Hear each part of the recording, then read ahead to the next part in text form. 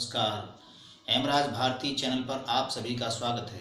प्रिय बंधुओं, यदि आपने हमारे चैनल का सब्सक्राइब नहीं किया हो तो प्लीज़ हमारे चैनल को सब्सक्राइब करें। बेल आइकन यानी घंटी, 3 घंटी में से सबसे पहले आल वाली घंटी को अवश्य दबाएं, जिससे कि वीडियोस की नोटिफिकेशन आपको सबसे पहले मिलती रहे।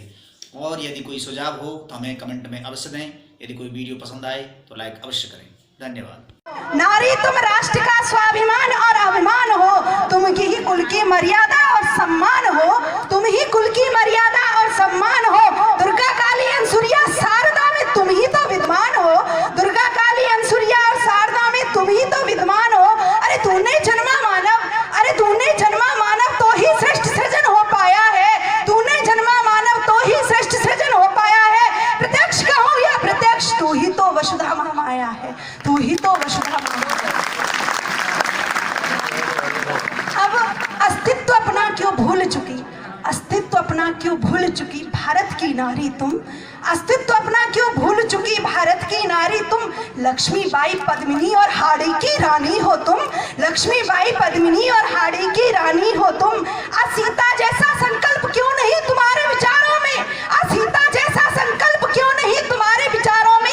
अरे क्या प्रकोप हुआ तुम्हारे संस्कारों में, अरे क्या प्रकोप हुआ तुम्हारे संस्कारों में। अरे खुद मत बनो खिलौना, अरे खुद मत बनो खिलौना पुरुष के हाथों का। तुम तो जीवन का खेल खिलाने वाली भय माता हो, तुम तो जीवन का खेल खिलाने वाली भय माता हो। अरे तुम ही वसुधा, तुम ही गंगा, तुम ही यमुना, अरे तुम ही वसुधा, तुम ही गंगा, तुम ही यमुना, तुम ही तो भारत माता हो, तुम ही तो। ये वो भाव थे कि भारत की नारी इतनी शक्तिशाली है। लेकिन अभी जैसे दीक्षा जैसे केस आ रहे हैं सामने, और आपके ये वही भारत की नारी है जहाँ स्वाभिमान की खातिर पद्मिनी जौहर करती हो, जहाँ धन वैभव यश बुद्धि पाने हेतु देवी की स्तुति होती हो, जहाँ धन वैभव यश बुद्धि पाने देवी की स्तुति होती हो, जहाँ रण में लक्ष्मीबाई की शौर्य गाथाएं गाई जाती हो, जहाँ रण में लक्ष्मीबाई की शौर्य गाथाएं गाई जाती हो, जहाँ अंसुरिया त्रिदेव को पालने में झुलाती हो, जहाँ अंसुरिया त्रिदेव को पालने में झुलाती हो, वहाँ तुम कैसे, वहाँ तुम कैसे, वहाँ तुम कैसे 35 टुकड़ों में बटकर श्रद्धा बन जाती हो, वहां तुम कैसे 35 टुकड़ों में बटकर श्रद्धा बन जाती हो। तालियां कमजोर हैं, ये बहनों को संदेश है कि एक देवी के 35 टुकड़े कैसे हो गए। विचारणीय विषय कि अब कैसे होना चाहिए, तुम्हें कैसे बनना है। ना तुम्हें अब बेचारी बनना है और ना ही कुसंस्कारी बनना है। तुम्हें कैसा बनना चाहिए, ना हो कलंकित ज्योति मौर्य जैसी, ना हो कलंकित ज्योति मौर्य जैसी, ना ही बेचारी बनो, ना हो कलंकित ज्योति मौर्य जैसी, ना ही बेचारी बनो। रखो बचाकर अपनी धरोहर को, तुम भारत की नारी हो, रखो बचाकर अपनी धरोहर को, तुम भारत की नारी हो। डूबी अगर पाश्चात्य परिवेश में, डूबी अगर पाश्चात्य परिवेश में तो कुछ खास नहीं कर पाओगी, डूबी रही अगर पाश्चात्य परिवेश में तो कुछ खास नहीं कर पाओगी। बनी रही श्रद्धा तो 35 टुकड़ों में ही बांटी जाओगी, बनी रही श्रद्धा तो 35 टुकड़ों में ही बांटी जाओगी। ब्रह्मा विष्णु रुद्र को, ब्रह्मा विष्णु रुद्र को पालने में कैसे झुलाओगी, ब्रह्मा विष्णु रुद्र को पालने में कैसे झुलाओगी। भूली अगर अस्तित्व अपना, भूली अगर अस्तित्व अपना, तुम कुछ भी कर लेना, मगर सीता अंसुरिया जैसे इतिहास नहीं रच पाओगी, सीता अंसुरिया जैसे इतिहास नहीं। अगर मंच का आदेश हो तो तीनों उन्नतियों को, तीनों चीजों को ध्यान में रखते हुए आर्य समाज का युवा संगठन आर्यवीर दल ने इन तीनों उद्देश्यों को अपना ध्येय यानी मुख्य उद्देश्य बना लिया।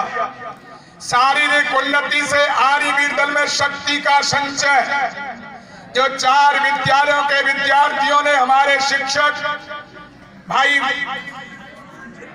विक्रांत आर्य हरिद्वार से जो उपस्थित हैं, उनके नेतृत्व में 4 विद्यालयों में 4-5 शिक्षकों ने नेतृत्व दिया।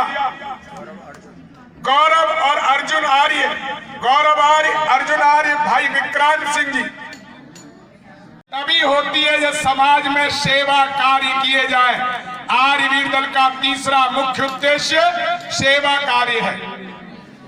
1929 से लेकर के आज तक अपने गुरु आचार्य प्रणेता महर्षि दयानंद सरस्वती, जिनका 200वां जन्म वर्ष चल रहा है, आर्यवीर दल ने अपनी पूर्ण निष्ठा के साथ इसको निभाया है। इस दृष्टि से पूज्य आचार्य जी के नेतृत्व में 33 कार्यक्रम पूरे प्रदेश में, बड़े बड़े कोई कमिश्नरी नहीं है।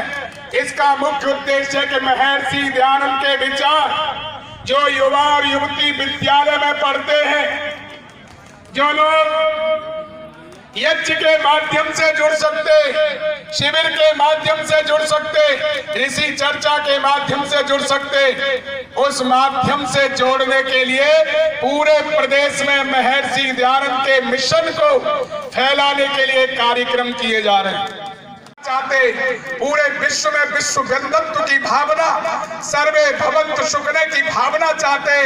यदि पूरे विश्व को शांति, समृद्धि, ऐश्वर्य के रास्ते पर लाना चाहते तो केवल और केवल वेद का विचार, जिसका प्रचार महर्षि स्वामी दयानंद ने अपने जीवन किया, उसके विचारधारा के नीचे, उसके झंडे के नीचे आकर के सारे संसार का कल्याण हो सकता है।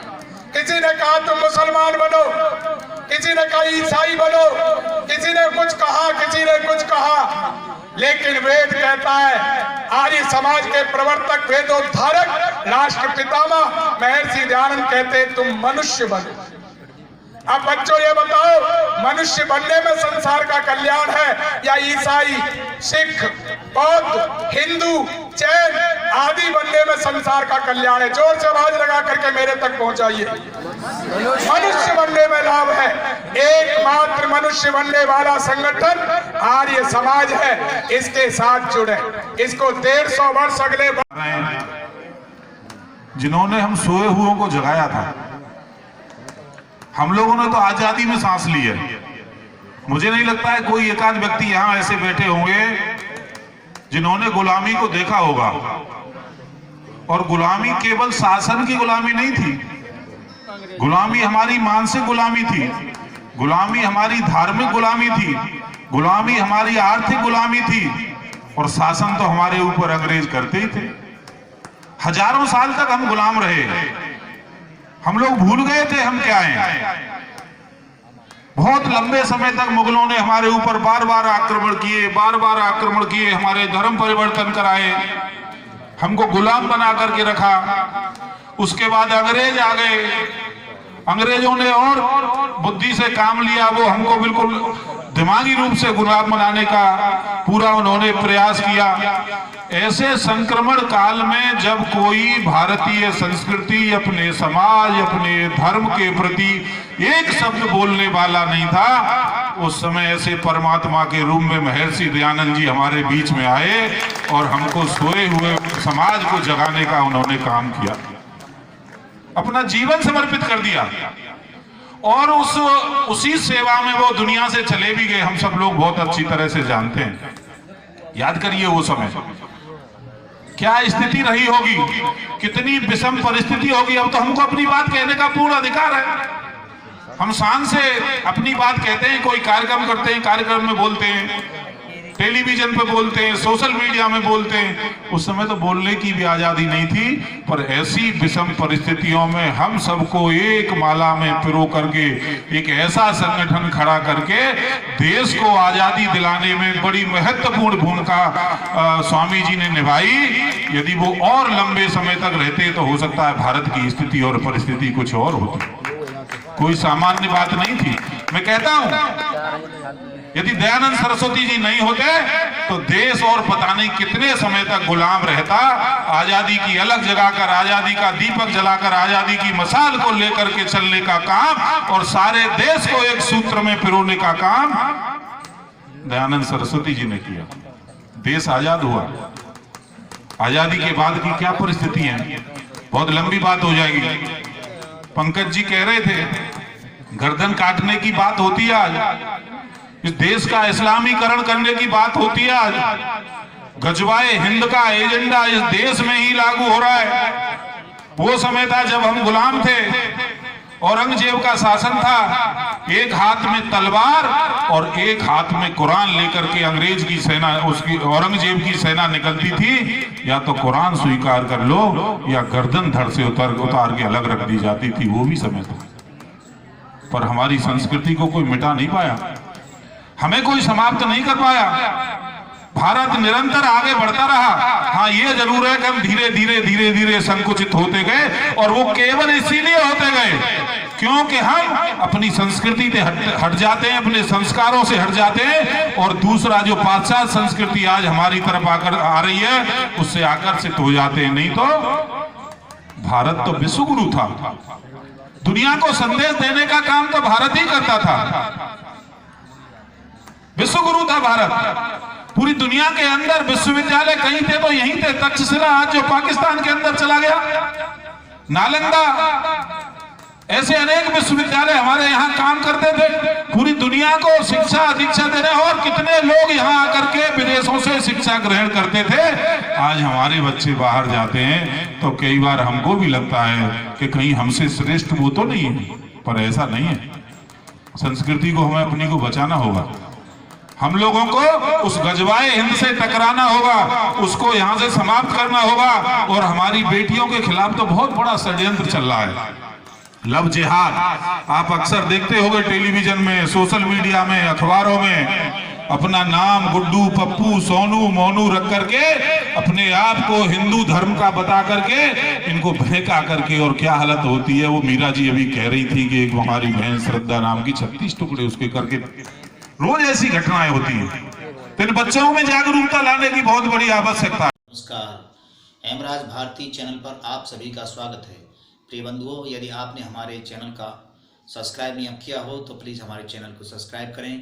बेल आइकन यानी घंटी, 3 घंटी में से सबसे पहले आल वाली घंटी को अवश्य दबाएं, जिससे कि वीडियोस की नोटिफिकेशन आपको सबसे पहले मिलती रहे। और यदि कोई सुझाव हो तो हमें कमेंट में अवश्य दें। यदि कोई वीडियो पसंद आए तो लाइक अवश्य करें। धन्यवाद।